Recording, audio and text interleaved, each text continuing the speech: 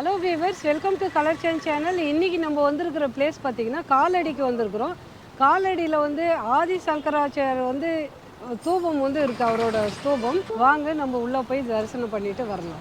இந்த வீடியோவில் கேரள மாநிலம் காலடியில் இருக்கிற ஆதிசங்கரர் கோவில்கள் பற்றி தான் பார்க்க போகிறோம்.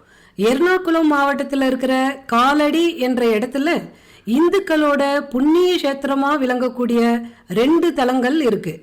ஒன்று ஆதிசங்கரருக்காக கட்டப்பட்ட ஸ்தூபம் வடிவில் இருக்கிற கோவில், 2 ஆதிசங்கரரோட ஜென்மபூமி கஷேத்திரம். இந்த 2 கோவிலுக்கும் எப்படி போகிறது, உள்ள போக என்ட்ரி டிக்கெட் எவ்வளவு, மேலும் இந்த கோவிலோட சிறப்பு பற்றியும் பார்ப்போம். வீடியோக்குள்ளே போகிறதுக்கு முன்னாடி நம்ம சேனலில் ஃபஸ்ட் டைம் பார்க்குறவங்க சப்ஸ்கிரைப் பண்ணிட்டு பாருங்க. பக்கத்தில் இருக்கிற பெல் ஐக்கானையும் ப்ரெஸ் பண்ணிடுங்க. சென்னையிலிருந்து தினமும் காலை 10:20க்கு MS குருவாயூர் எக்ஸ்பிரஸ் கிளம்புது. கடலூர், பாண்டிச்சேரி, விழுப்புரத்துலேருந்து கிளம்புறவங்க விழுப்புரம் ஜங்ஷனுக்கு வந்தீங்கன்னா மதியம் 1 மணிக்கு இந்த ட்ரெயினில் ஏறிடலாம். அடுத்த நாள் காலையில் 5:30 மணிக்கு நம்ம அங்கமல்லி என்ற ஸ்டேஷனில் இறங்கணும். அங்கே இருந்து அங்கமல்லி பஸ் ஸ்டாண்டுக்கு நடந்து போனால் கடப்பாராக்கு போகிற பஸ்ஸில் ஏறணும். இப்போ நம்ம காலடி பிரைவேட் பஸ் ஸ்டாண்டில் இறங்கிடணும். காலடி பிரைவேட் பஸ் ஸ்டாண்டுக்கு ஆப்போசிட்லேயே தான் நம்ம முதல்ல பார்க்க போகிற ஆதிசங்கரர் ஸ்தூபம் கோவில் இருக்குது. 1978ஆம் ஆண்டு ஸ்ரீ காஞ்சி மடத்தின் ஆச்சாரியர்களால் கட்டப்பட்டு ஆதிசங்கரர் மற்றும் அவரோட தத்துவத்தையும் உள்ளூர் வெளியூர் மக்களுக்கு விழிப்புணர்வு ஏற்படுத்துவதற்கான நோக்கத்தோடு கட்டப்பட்டிருக்கு. கீர்த்தி ஸ்தம்பம் 8 மாடி கட்டமைப்பாகும். என்ட்ரன்ஸில் ஒரு ஜோடி யானை சிலை இருக்கு. உள்ள வந்தோம்னா ஒரு மண்டபம் இருக்கு. அங்க ஆதிசங்கரர் சிலையையும் அவரோட பாதமும் பிரதிஷ்டை செய்யப்பட்டு இருக்கு. சைடில் ஸ்டெப்ஸ் இருக்கும். அதில் போனால் சுவற்றில் ஆதிசங்கரோட பெயிண்டிங்ஸ், சிலைகள் எல்லாம் நம்மளால பார்க்க முடியும். அதாவது ஆதிசங்கரர் எப்படியெல்லாம் வாழ்ந்தார், என்னென்ன செய்தார்னு எல்லாமே தெரிஞ்சுக்கலாம். உள்ளே போகிறதுக்கு ஒரு ஆளுக்கு 5 ரூபீஸ் சார்ஜ் பண்ணுறாங்க. கார் பார்க்கிங் வசதியும் இருக்குது. இந்த கோவில் காலை 5 மணி முதல் மதியம் 1 மணி வரையும், மாலை 4 மணி முதல் இரவு 8 மணி வரையும் திறந்திருக்கும். நம்ம சேனலில் நிறைய கோவிலோட கட்டிடக்கலையை பார்த்துருப்போம். பெரும்பாலான கோவிலுக்கு ஒரே மாடலில் கட்டியிருப்பாங்க. ஆனால் இந்த கோவில் எல்லாத்தையும் விட வித்தியாசமாக இருக்குது. ஆதிசங்கரர் பற்றி அடிப்படையான தகவல்கள் தெரிஞ்சுக்கணும்னா இந்த கோவிலுக்கு அவசியம் எல்லோரும் வாங்க.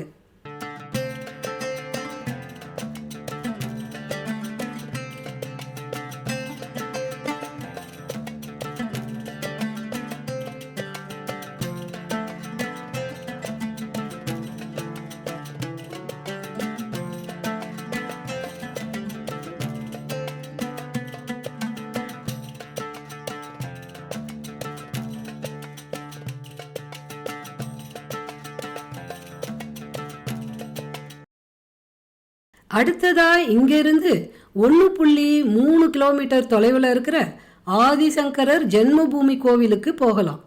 இந்த ஸ்தூபம் கோவில்ல இருந்து கடப்பாராக்கு போகிற பஸ்ஸில் ஏறினீங்கன்னா காலடி போலீஸ் ஸ்டேஷன் ஸ்டாப்பில் இறங்கிட்டு அங்கேருந்து நடந்தே கோவிலுக்கு வந்துடலாம். இல்லைன்னா ஆட்டோலையும் வரலாம், அது உங்களோட விருப்பம். இங்கேயும் கார் பார்க்கிங் வசதி நிறைய இருக்குது. இந்த கோவில் பெரியார் நதி கரையில் மிக பிரம்மாண்டமாக அமைந்திருக்கு.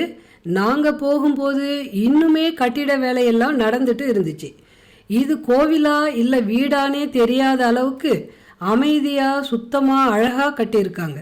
இன்னைக்கு நம்ம வந்திருக்கிற பிளேஸ் பார்த்தீங்கன்னா கேரளாவில் காலடி வந்திருக்கிறோம். காலடியில் பார்த்தீங்கன்னா சங்கராச்சாரியார் பிறந்த இடம். இது ரொம்ப அற்புதமான தலமாக இருக்குது. வாங்க நம்ம சுற்றி பார்க்கலாம். கிபி 788ஆம் ஆண்டு ஆதிசங்கரர் இந்த காலடி என்ற இடத்துல தான் பிறக்கிறாரு.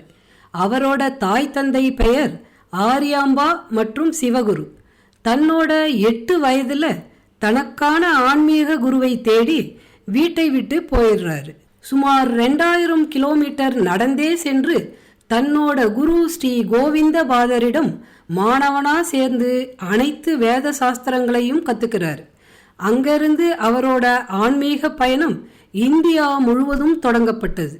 இந்தியா முழுக்க எங்கெல்லாம் போறாரோ அங்கெல்லாம் மடம் ஒன்று அமைத்து இந்து மதத்தை பற்றியும் அதன் சித்தாந்தத்தையும் பற்றியும் மக்களுக்கு தெரியப்படுத்தும் முயற்சியை தனது வாழ்நாள் முழுவதும் செய்து வந்தார். பல குருமார்களை உருவாக்குனாரு. இறுதியா தனது 32வது வயதுல கேதார்நாத்ல முக்தி அடைந்தார். இங்க ஆதிசங்கரோட தாயான ஆரியம்பாலோட சமாதி நம்மளால பார்க்க முடியும். அது மட்டும் இல்லாம ஸ்ரீ சாரதா தேவி சன்னதி, சக்தி கணபதி சன்னதி, சர்ப சன்னதியும் பார்க்கலாம். கோவிலோட என்ட்ரன்ஸ்ல மிக அழகான ஓவியம் இருக்கும். ஒன்று கனகாதார தோத்திரம், இன்னொன்று சங்கரர் தன்னோட தாய்கிட்ட சன்னியாசியா ஆக அனுமதி கேட்கிற ஓவியம்.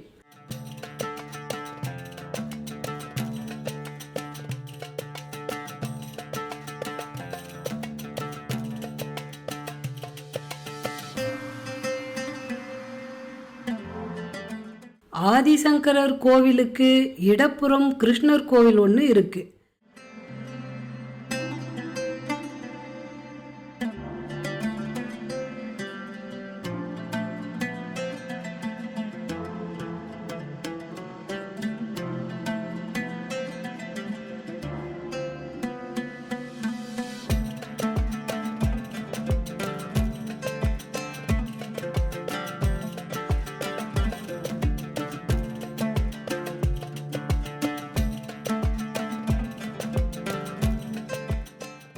கிருஷ்ணர் கோவிலுக்கு வலது பக்கம் குரோக்கோடைல் காட் ஒன்று இருக்கு.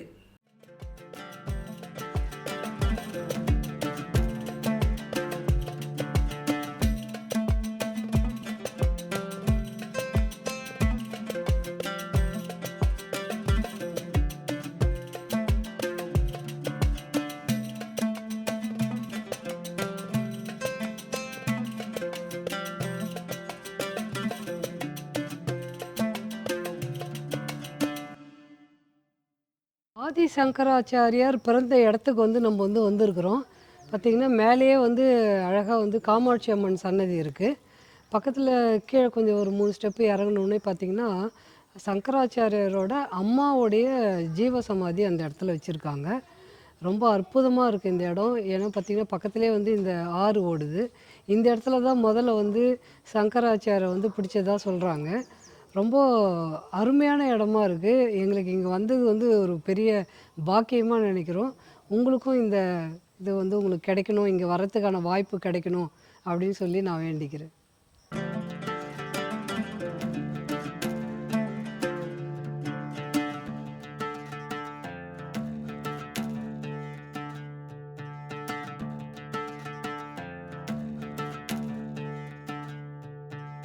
இந்த வீடியோ உங்களுக்கு பிடிச்சிருந்ததுன்னா லைக் பண்ணுங்கள், கமெண்ட் பண்ணுங்கள், ஷேர் பண்ணுங்கள்.